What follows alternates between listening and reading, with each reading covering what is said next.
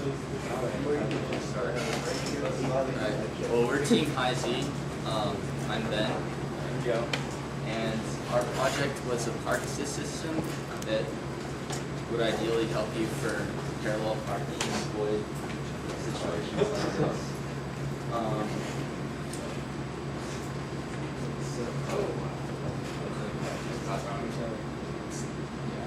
Oh, it's red on here. Okay,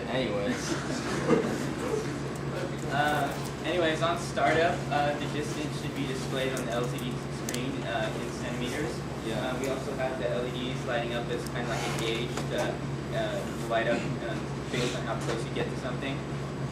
Also, you should be able to toggle between two modes of displaying distance and velocity on the LCD with the button press button 0, and you can change centimeters or inches if you press button 1, and this works in velocity or distance mode, so you can get centimeters per second or inches per second. And we're also using an infrared proximity sensor. It has a transmitter and a receiver for the reflected signal, and then it measures the intensity and outputs the voltage. And that's what we're using to do these calculations. These are block diagrams for the hardware. It's actually pretty similar to the function generator, except that this SPI is being used to communicate with the analog to digital converter, and so it's reading in data instead of sending out data, and that goes up to this proximity sensor. The rest is pretty much straight from our other labs. Yeah. This on the right-hand side is our software block diagram, and so we're using a timer to refresh the screen so that the new distance or velocity is displayed every time it interrupts. So we initialize the timer, the LCD display, start timer, enable the interrupts, and then we have the SPI communicate with the analog to digital converter, and then it gets in that data, and then it checks for these conditions of whether the button is, there's a button that converts the units from centimeters to inches, and that will toggle if the button is pressed.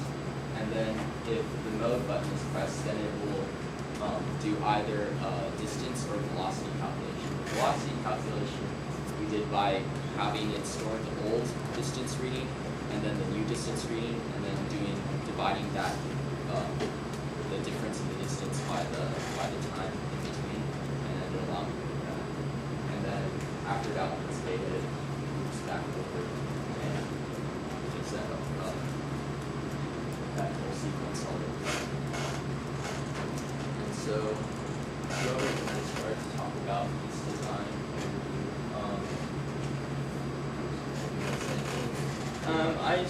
I just want to say, basically, the trickiest part about getting the hardware to work was with the analog to digital converter. So, like another group mentioned, we have to send it. You have to trick it or something. Send it. Yeah, send in the dummy data in order to read out. So, but otherwise, it's pretty similar to the code that we use in the function generator. And so, a lot of this hardware is pretty much the same.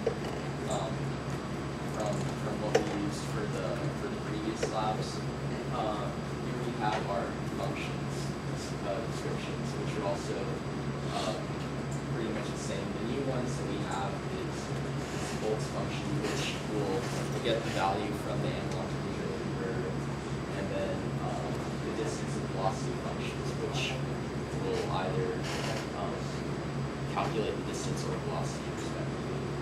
And so pretty much our design. This is our this again.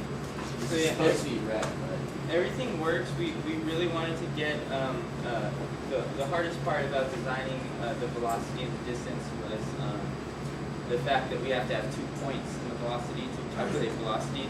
So if your sample rate is too fast and you're not going fast enough, then it thinks that there's no distance is passed, and conversely, if your sample rate is too slow and you're moving too fast, it thinks that no distance is passed. So you have to find a medium ground. So basically it was a trade-off between whether we wanted it to update the velocity at a faster rate and be more inaccurate, or update it at a slower rate and be more inaccurate. So we opted for the slower rate with higher accuracy. And this, on the background of the slide, is the curve of the voltage to distance for the sensor. And so it says it goes up to like 150 centimeters, but out here the change in voltage is so small for like 10 centimeters that we really couldn't get that good accuracy. Yeah. We picked our range a little bit closer to here so we could have more consistent data. The problem with the centimeters is that the centimeters are smaller than inches, obviously. So when we increment a single centimeter up here, sometimes we have little to no change in the voltage output. So our centimeters the range for our centimeters isn't as large as our range for inches measurements.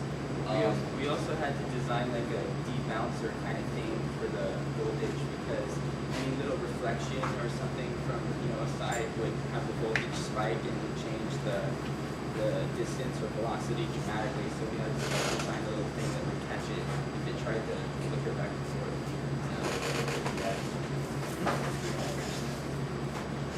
No, we didn't average. We would just run like a spin cycle to see if it changed again within a certain amount of time, and then it would signal us this value. Yeah, and as far as, like I said, integrating the system was pretty similar to how we had it for the previous labs, except for the analog to digital converter. And for that, we just had it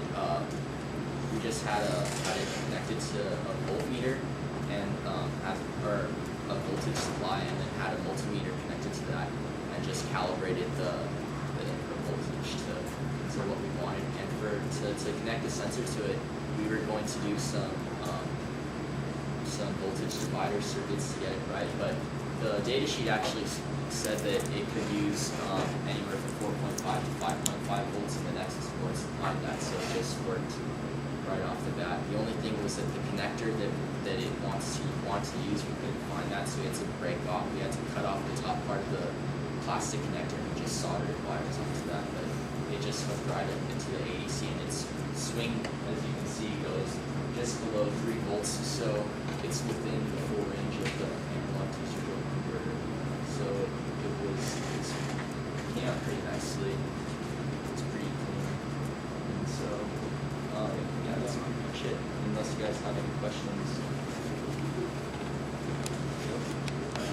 Show you, like, when you get too close it starts filling up, and then when you get too close it'll flash as like a warning that you're about to hit the car or something.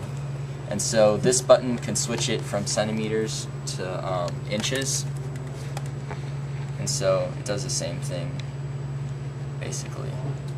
And then we have this other button switches it from distance to velocity mode, and so if you move it like that, it'll just tell you basically how the speed. We chose to update it every second. Yeah, that's nice that's the medium time. refresh rate.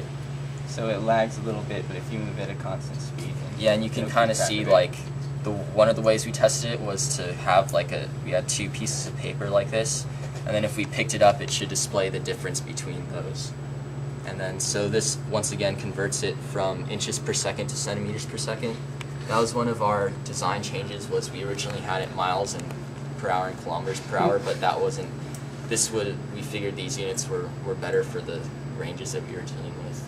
So this, yeah, this does the same thing. And then this gauge will show the distance regardless of what measure.